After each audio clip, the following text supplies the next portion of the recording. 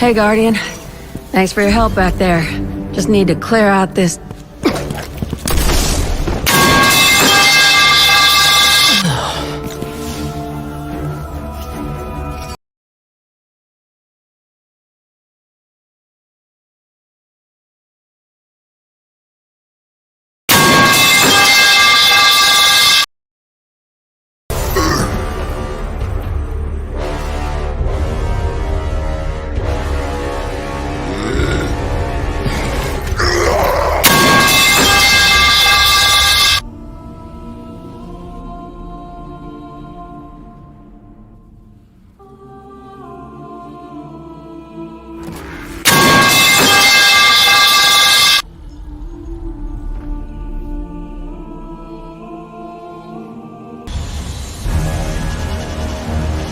Just don't say I didn't warn you.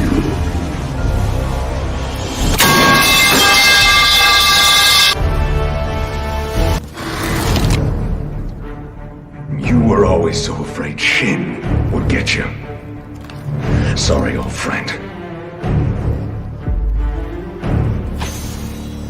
Behind you.